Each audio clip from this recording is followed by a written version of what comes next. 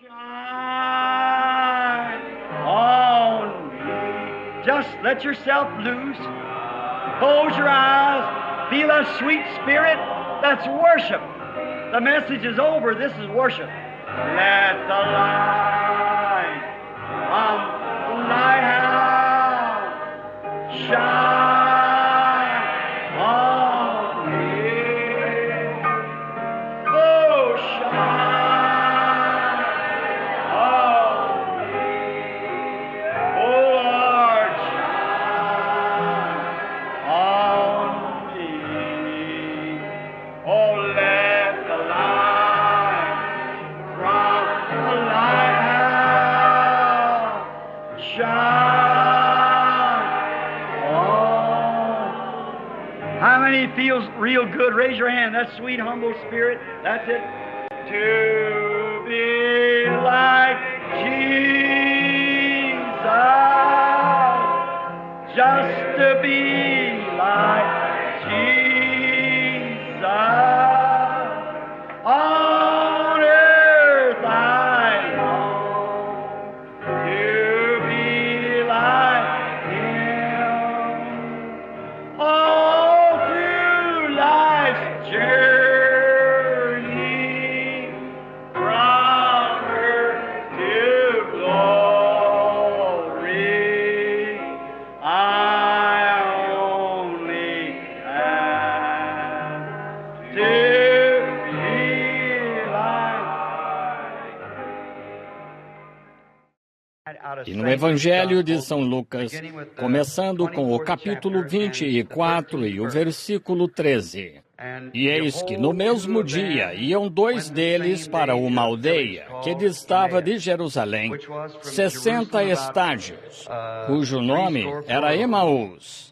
E iam falando entre si de tudo aquilo que havia sucedido. E aconteceu que, indo eles falando entre si e fazendo perguntas um ao outro, o mesmo Jesus se aproximou e ia com eles. Mas os olhos deles estavam como que fechados para que não o conhecessem. E ele lhes disse: Que palavras são essas que caminhando trocais entre vós, e por que estáis tristes? E respondendo um, cujo nome era Cleopas, disse-lhe: És tu só peregrino em Jerusalém, e não sabes as coisas que nela têm sucedido nestes dias? E ele lhes perguntou: Quais? E eles lhe disseram: As que dizem respeito a Jesus Nazareno, que foi homem profeta, poderoso em obras e palavras diante de Deus e de todo o povo. E como os principais sacerdotes e os príncipes o entregaram à condenação de morte e o crucificaram. E nós esperávamos que fosse ele o que remisse Israel. Mas agora, sobre tudo isso, é já hoje o terceiro dia desde que essas coisas aconteceram. É verdade que também algumas mulheres dentre nós nos maravilharam, as quais, de madrugada, foram ao sepulcro. E não achando o seu corpo, voltaram, dizendo que também tinham visto uma visão de anjos que dizem: Ele vive. E alguns dos que estavam conosco foram ao sepulcro e acharam ser como as mulheres haviam dito. Porém, a ele não ouviram. E ele disse-lhes: Ó nécios, tardos de coração para crer tudo o que os profetas disseram. Porventura, não convinha que o Cristo padecesse estas coisas e entrasse na sua glória? E começando por Moisés e por todos os profetas, explicava-lhes o que dele se achava, todas as Escrituras. E chegaram à aldeia onde iam, e ele fez como quem ia para mais longe. E eles o constrangeram, dizendo: Fica conosco, porque já é tarde e já declinou o dia. E entrou para ficar com eles. E aconteceu que, estando com eles à mesa, tomando o pão, o abençoou e partiu-o e lhe deu. Abriram-se-lhes então os olhos e o conheceram, e ele desapareceu-lhes. E disseram um para o outro: Porventura não ardia em nós o nosso coração, quando pelo caminho nos falava e quando nos abria as Escrituras? Inclinemos a cabeça agora para a oração. Santíssimo Deus, nos aproximamos de Ti, em nome de Jesus, Teu Filho, e cremos que estamos na Tua presença agora. Quando pela fé chegamos ao Teu grande altar, onde Seu sangue está, para falar por nós em nosso favor. E somos, de fato, um povo necessitado, Senhor. Estamos necessitados de Ti. E estamos pedindo Tua graça. E ao vermos as profecias hoje se cumprirem, que a igreja, como ficamos ricos das coisas do mundo e julgamos que de nada temos falta. E ele disse que estávamos nus, cegos, miseráveis e cegos e não sabíamos. E Pai, pedimos graça então, que Tu abras os nossos olhos ao entendimento da Tua palavra, para podermos entender a hora em que vivemos, para podermos nos preparar para a Sua aparição, pois em verdade, cremos que está próximo. Então agora pedimos que nos concedas esta noite os desejos do nosso coração segundo as Tuas riquezas em glória. Perdoando nossos pecados, Senhor, nós rogamos que Tu não olhes para nossos equívocos e nossa ignorância quanto às coisas que devemos saber, que nos perdoes por isso. E Te lembres de que nós, como seres humanos, Pai, estamos sujeitos a todos os tipos de erros e problemas. Tu és o Deus infinito, infalível e eterno. Rogamos que tenhas misericórdia de nós e nos concedas as bênçãos que pedimos, pois pedimos em nome de Jesus. Amém. Podem sentar-se. Agora, estamos agradecidos de novo esta noite pela oportunidade de estar aqui neste auditório e ter este grande momento para ter companheirismo de novo junto às coisas de Deus. Sinto muito tê-lo segurado ontem à noite contra a minha promessa que eu lhes disse que sairíamos todas as noites entre 9 e 9:30. E eu falhei nisso ontem à noite e eu sinto muito tê-lo feito. Agora, esta noite, tentarei me redimir disso com vocês, pois sei que muitos de vocês trabalham e têm de ir trabalhar. Vocês, mulheres, têm de aprontar seus maridos para o trabalho e tal. E muitas de vocês trabalham e é difícil. E acho que hoje tivemos muita pregação. Muitos bons ministros habilidosos, nos trouxeram uma palavra. Seus pastores e evangelistas e tal, que passam pela cidade. Mas acho que o principal que estou tentando lhes trazer é a realidade da presença de Cristo, para que o vejam e saibam que é Ele, por sua promessa identificada para o dia. Agora, ontem à noite, tentamos apresentar um pequeno esboço, e esta noite temos outro pequeno esboço e talvez amanhã à noite. Então, querendo o Senhor, sábado à noite, pois vocês não terão de se levantar tão cedo domingo de manhã, eu quero tentar trazer a mensagem de um jeito que seja mais compreensível para os pastores e aqueles que podem baseá-la nas Escrituras. E então, domingo à tarde, queremos realizar uma fila de oração e orar pelos enfermos, impondo as mãos nos enfermos e orando por eles dessa forma. E vimos que isso teve êxito. Os que não conseguem se erguer pela fé e crer nele e aceitar. Meu modo de pensar a respeito é que seria melhor se pudéssemos nos levantar e aceitá-lo. Aqui na África do Sul, quando eu estava numa reunião lá em Durban, onde umas 200.000 pessoas, suponho, se reuniram no autódromo de Durban, eles só tinham 5 pessoas na plataforma. E quando a 5ª pessoa foi curada na plataforma e perguntaram aos nativos lá onde estavam encostados, oh, que coisa! Bem, aquele é um dos maiores autódromos do mundo. É muito maior do que Churchill Downs, em Louisville, e todos os ingleses vão lá para seus esportes de inverno, corridas. E pegamos o autódromo e estava lotado ao máximo, e toda a pista. E eu estava do outro lado, em um recinto. Sidney Smith, o prefeito de Durban, me levou lá aquele dia ao autódromo. E vi com uma única oração congregacional, depois que aqueles nativos, alguns não sabiam qual era a mão direita e a esquerda, e eu os vi depois que viram e expliquei. Eu tinha 15 intérpretes. Quando diz uma frase, você tem de esperar até que 15 homens a digam. Agora vocês sabem como foi difícil para as tribos. E então, depois que isso acabou e explicar-lhes de forma simples o que Jesus era, eu disse, muitos de vocês aqui são tidos como cristãos, todavia ainda carregando um ídolo na mão. E perguntei a um, eu disse ao Sr. Smith, disse, para que esse nativo está carregando aquele ídolo? E como disse, era uma marca cristã. Ele disse, ele é Zulo. Disse, sei falar a língua dele, pergunte-lhe. E ele fez isso para meu benefício. Então nós nos aproximamos dele e eu o chamei de Thomas. Ele disse, diga algo, pois ele duvida. E eu disse, Thomas, você é cristão? E sim, ele cria. E eu disse, bem, para que está com esse ídolo na mão? Bem, era Deus também. E seu pai carregou este ídolo. E quando o leão foi atrás dele, e ele o mantinha aspergido com sangue. E acendeu uma pequena fogueira para fazer a oração que o feiticeiro lhe disse, e isso afugentou o leão. Bem, eu disse, sou a palavra Yagter significa um caçador. Liu Yagter é caçar leões. Eu disse, sou um caçador de leões. E não foi a oração que assustou o leão, foi o fogo. O leão tem medo do fogo. Ele disse, bem, ele cria em Amoia. Amoia significa que é uma força invisível, como Deus ou como o vento, entendem? Amoia, algo que você pode... Ele cria em Amoia, mas se Amoia falhasse, isto não falharia, entendem? Agora, essa era a força do cristianismo para eles.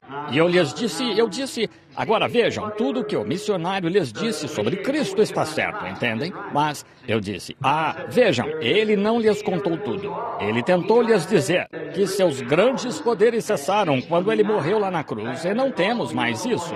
Ele se enganou nisso. Ele está vivo, e aqui mesmo entre nós, vejam, como sempre esteve.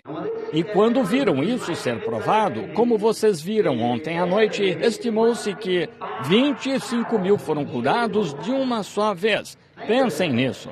E no dia seguinte, o Sr. Smith me ligou e disse, irmão Branham, vá até a sua janela, olhe em direção ao Oceano Índico em seu quarto de hotel, e lá vinham 7 grandes caminhões ingleses. Oh, que coisa! Não temos um caminhão que possa carregar 1/3 do que eles comportavam, carregados de muletas e macas empilhadas, em que traziam seus entes queridos das selvas, empilhadas ali. Eles estavam nelas no dia anterior. E aqui estão eles, andando atrás desses caminhões, milhares deles, de mãos erguidas, cantando tudo é possível, somente crer. Agora, se o pagão, um homem que não sabe qual é a mão direita ou a esquerda, um homem que está nessa condição, pode ver isso acontecer uma vez ao ler a Escritura uma vez e lhe explicar. O que devemos nós, que afirmamos ser pessoas cheias do Espírito, o que devemos fazer? Estão vendo? Mas a questão é que fomos tão doutrinados que cada um dá a sua própria opinião. E bem, há diferença com relação às pessoas que se conhece. Vocês sabem, e um pagão não quer dizer necessariamente que tem de ser analfabeto. Há pagãos instruídos, sabem? E são os piores de todos. Isso mesmo. Quando você começa a puxar isso, eu lhes direi, viajando pelo mundo. Já viajei várias vezes em torno do mundo, mas sabem onde precisam de missionários mais do que nunca? Aqui mesmo nos Estados Unidos. Aqui está o campo do missionário. Isso mesmo. Que venham algumas daquelas pessoas que não conhecem a mão direita e a esquerda e ensinem a essas pessoas o que Deus é. Sim, eles têm tantos intelectuais que perderam toda a visão de tudo. Sim, tentam explicá-la e tentam solucioná-la ou tentam decifrá-la. O nativo não tenta decifrar nada, ele crê. E é isso o que você tem de fazer para se acertar com Deus, é crer. Não se pode decifrar Deus. E se Moisés, quando viu aquela sarça que não se consumia pelo fogo, agora Moisés era químico, e Moisés foi instruído em toda a sabedoria dos egípcios. Mas quando viu aquela sarça, foi estranho. Ora, ele não disse, agora creio que irei até lá. Quando o fogo apagar, vou arrancar as folhas daquela sarça e levá-las ao laboratório e descobrir com que ela foi pulverizada. Vejam, para ver por que aquela sarça podia arder e não se consumir pelo fogo. Essa seria a abordagem científica. Mas o que ele fez? Tirou os sapatos e sentou-se e conversou com ele. Deus lhe respondeu, está vendo? Quando você se humilha. E se Marta tivesse dito, quando ouviu que Jesus, depois de mandar recado para que ele fosse orar por Lázaro, que estava morto há 4 dias, e se ela tivesse saído correndo, dito, achei que estávamos crendo em algo de valor, ela tinha direito de censurá-lo. Você sabe, pois ele deixou de ir quando o chamaram. Mas vejam, ela fez a abordagem certa. Ela foi a ele e disse, Senhor, se tu estivesses aqui, meu irmão não teria morrido. E também agora, tudo quanto pedires a Deus, Deus te concederá. Oh, o quê? É isso. Esse é o objetivo. Estão vendo? Ela fez a abordagem certa. Olhe para aquela fé quando tocou Jesus. Ele disse, teu irmão há de ressuscitar. Ela disse, sim, Senhor. No último dia, na ressurreição geral, ele ressuscitará. Ele foi um bom rapaz. Ele disse, eu sou a ressurreição e a vida. Quem crê em mim, ainda que esteja morto, viverá. Todo aquele que vive e crê em mim nunca morrerá. Crês tu isto? Ela disse, sim, Senhor. Creio que tu és esse Messias, o Filho de Deus que havia de vir ao mundo. Oh, que coisa! Onde o sepultastes? Estive conversando com uma mulher não faz muito. Eu citei isso, essa postura de novo. São pessoas que afirmam crer em cura divina. Isto é crer psíquica e mentalmente, crer na mente acima da matéria. E eles não creem que Jesus era divino. E disseram que ele era bom homem, que era mestre e filósofo, mas não podia ser divino. Eu disse, se não foi divino, ele foi o maior enganador que o mundo já teve. Sim, Senhor. Não se pode concluir nada disso, senão que era divino. Ela disse, se eu provar por sua própria Bíblia que ele não era divino, o Senhor aceitará? Eu disse, não se pode provar isso pela Bíblia que eu leio. Ela disse, bem, vou lhe mostrar. Eu disse, muito bem. Ela disse, em São João, capítulo 11, a Bíblia disse que quando Jesus foi ao sepulcro de Lázaro, ele chorou. Eu disse, claro. Ela disse, bem, como ele poderia chorar sendo divino? Eu disse, bem, a senhora falha em ver o que ele era. Quando foi chorando ao sepulcro, ele era homem. Mas quando endireitou seus pequenos ombros e disse, Lázaro, sai para fora. E um homem que estava morto há 4 dias saiu do sepulcro. Esse foi mais do que um homem. Foi Deus num homem. Estão vendo? Certo. Ele era homem quando desceu da montanha. Estava com fome e procurou algo para comer numa árvore. Ele amaldiçoou a árvore porque não tinha o que comer. Ele era homem quando estava com fome, mas quando tomou 5 pãezinhos e 2 peixes e alimentou 5.000, levantaram 7 cestos cheios. Isso foi mais do que o homem. Foi Deus num homem. E Deus só se representa no homem. Ele escolheu o homem. Quando ele estava deitado lá, naquele barco, aquela noite, onde virtude saiu dele o dia todo, pregando, e as pessoas empurrando para acompanhá-lo, discernindo e tal, e a tempestade sobre o mar, acho que 10.000 demônios juraram que o afogariam naquela noite quando ele estava deitado lá atrás, dormindo na parte de trás do barco, balançando como uma rolha de garrafa lá em algum lugar no mar impetuoso. Ele era homem, quando estava cansado, deitado lá dormindo, isso mesmo. Mas quando o despertaram, pôs o pé na borda do barco, olhou para cima e disse, cala-te, aquieta-te. Esse foi mais do que um homem ali. Sim, foi Deus num homem. Ele era homem quando morreu na cruz, clamando por misericórdia. Ele era homem, mas quando rompeu os selos da morte, do inferno e da sepultura e ressuscitou ao 3º dia, ele provou que era mais do que um homem, era Deus num homem. Não é de se admirar que todo homem que chegou a ser algo de valor cria nisso. Todos os poetas e todos os que já chegaram a ser algo de valor criam nisso. Isso mesmo. Ele era mais do que um homem. Ele era Deus. Agora, Deus, em seu próprio Filho, formou um corpo no qual ele viveu, fez morada, mudou seu aspecto. Imaginem só. Jeová deitado numa manjedoura, acima de um monte de estrume, num celeiro, chorando como bebezinho. Aquelas mãozinhas de bebê, o pequeno Jeová descendo e velando-se nesta forma. Vejam Jeová brincando como adolescente. Vejam Jeová construindo numa carpintaria. Jeová pendurado na cruz. Então, quando ressuscitou, ele provou que era Jeová. Isso mesmo, Deus em Cristo, reconciliando consigo o mundo. Ele era mais do que um filósofo, ele era mais do que um profeta, ele era Emanuel. Agora, esta noite, vamos abordar isso, um tema aqui. Bem, acabamos de ler as Escrituras e vamos tomar isto como tema. quando seus olhos se abriram, então o conheceram. Agora, nossa cena se abre num belo momento ou cenário, mais ou menos nesta época do ano. Foi numa Páscoa, e foi a primeira, uma ótima Páscoa.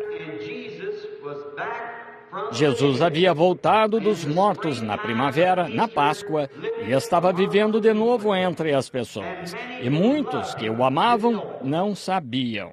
E é igual ao que ocorre hoje. Há muitos que o amam, que na verdade não conseguem crer que Ele está conosco agora. Parece que eles não conseguem compreender. Eles, sim, muitos deles naquele dia, que tinham andado e falado com Ele, não puderam compreender que Ele havia ressuscitado dos mortos, mesmo tendo testemunhas que estiveram no túmulo e tal. E sabendo que Ele havia ressuscitado dos mortos, mas mesmo assim não conseguiam crer. Por quê?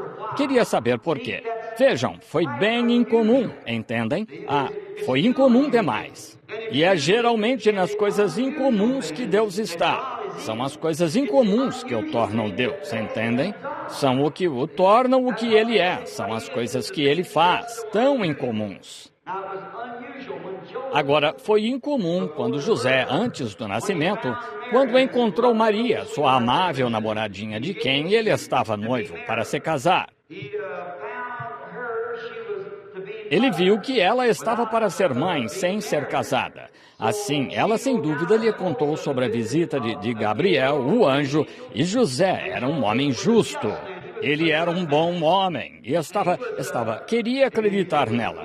Posso imaginar que ele a amava de todo o coração, vendo aquela jovem donzela hebreia, e olhava nos olhos dela, e quando ela dizia, José, querido, o grande anjo Gabriel me visitou e disse que o Espírito Santo me cobriria com a sua sombra.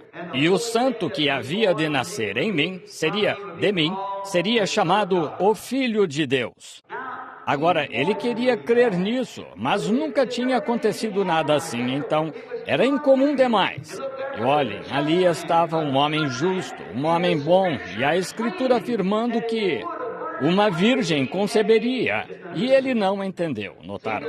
A Escritura que disse que Cristo nasceria dessa forma, mesmo assim José não conseguiu entender, pois era incomum demais. Agora, naqueles dias, eles não tinham profetas. Eles não tiveram profetas por centenas de anos, por isso Deus tratou com ele em sonho. Um sonho é uma maneira secundária. A maneira certa é sempre ir primeiro à palavra. Agora, Deus tem uma maneira de provar se a sua palavra está certa ou não, onde houvesse algum... No Antigo Testamento, Arão tinha as 12 pedras, as pedras de nascimento em seu peitoral aqui, e as penduravam na ombreira do templo. Se um profeta profetizasse ou um sonhador contasse um sonho, eles os levavam a ele, o que é chamado, como os ministros conhecem, de Urim Tumim. E assim, quando este sonhador contava seu sonho ou o profeta contava sua profecia, e luzes sobrenaturais não brilhavam sobre isso para formar o Urim Tumim. Então, não importa quão real parecesse, estava errado. O Urim Tumim tinha de testemunhar que estava certo. Bem, isso agora, o sacerdócio arônico foi abolido e o velho Urim Tumim. Mas Deus ainda tem um Urim Tumim, que é a palavra. Se um profeta profetizar ou um sonhador tiver um sonho e for contrário a essa palavra, não importa quão real pareça, esqueça.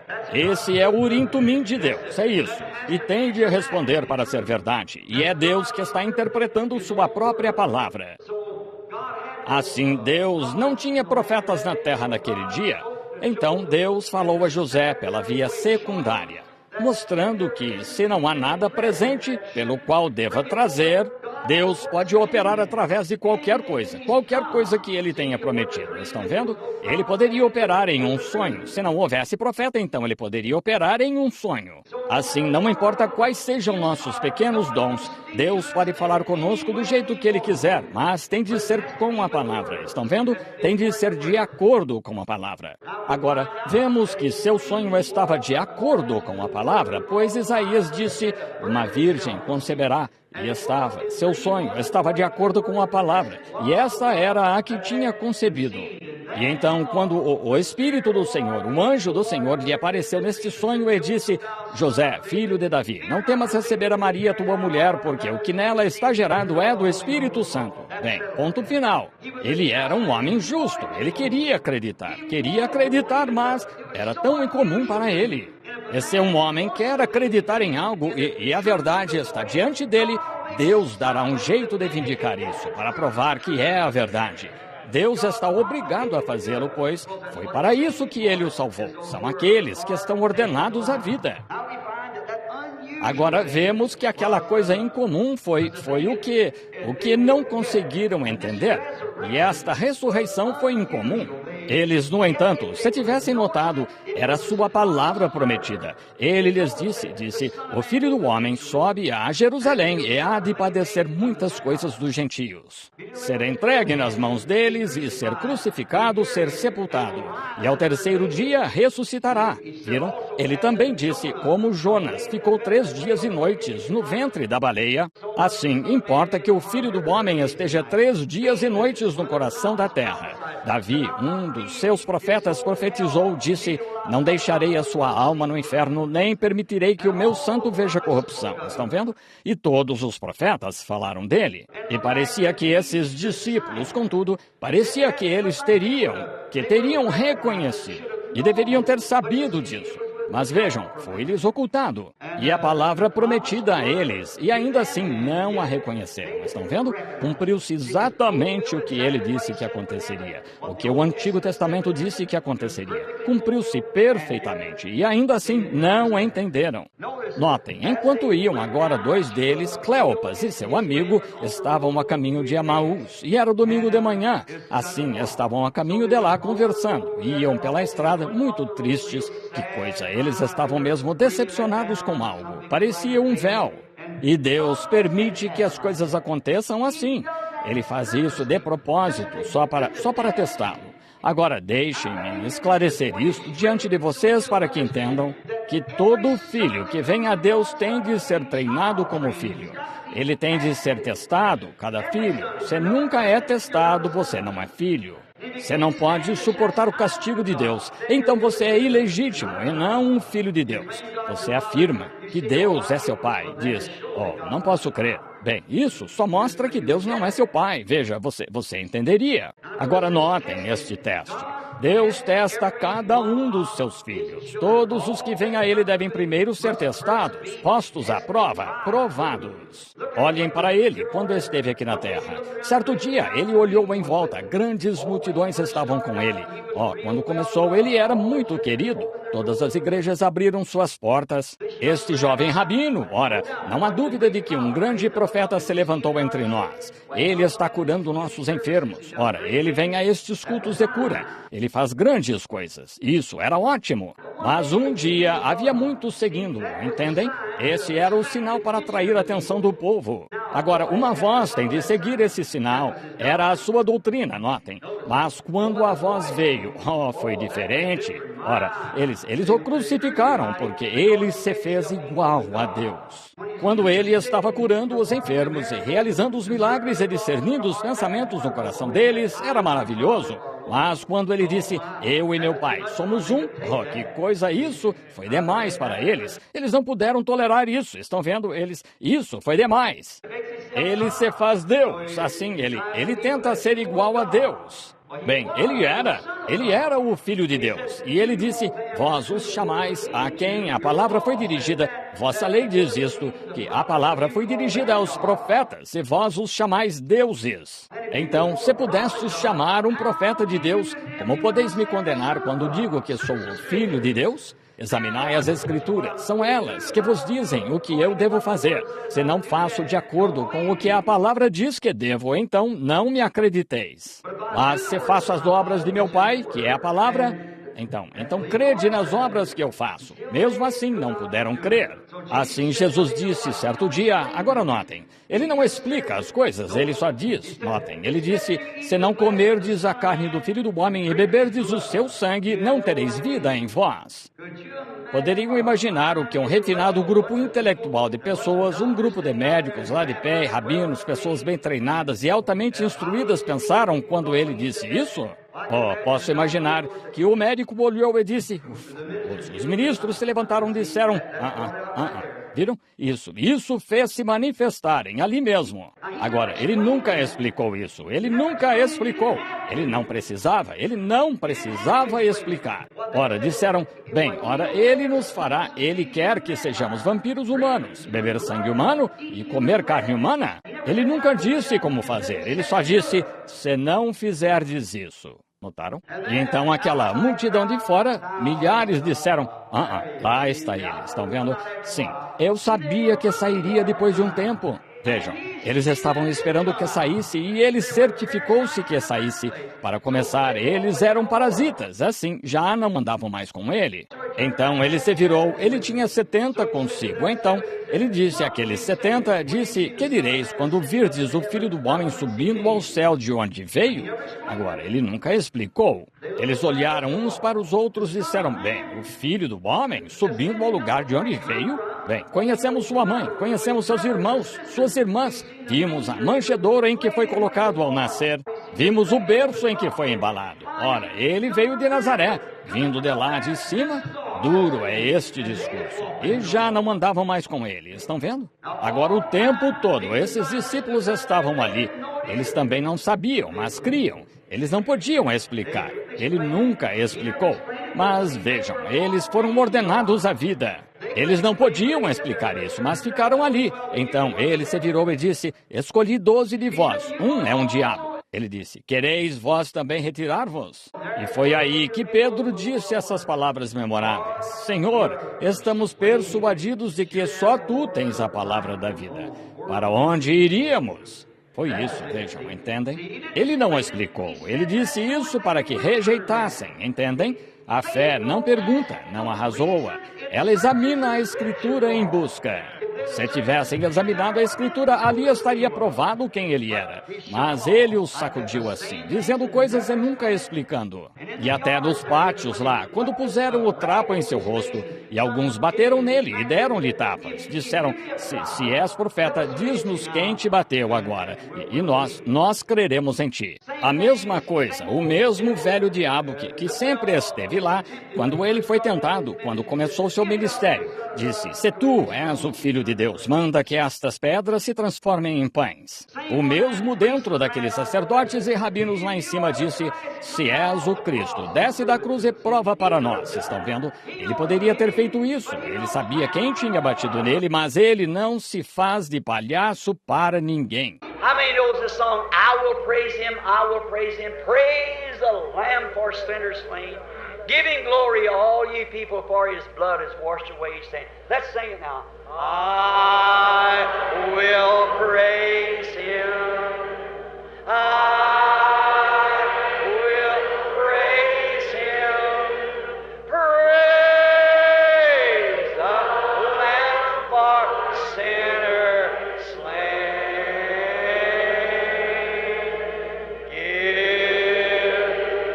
him glory, all ye people, for his blood has washed away his stain. Don't you feel all scoured out? Raise your hands and say, oh, that makes me feel good. Brother, I love those old-time songs, don't you? They go down to the heart. I will praise him. I will praise him. Praise the Lamb for sinners slain. Give him glory, all ye people, for his blood has washed away.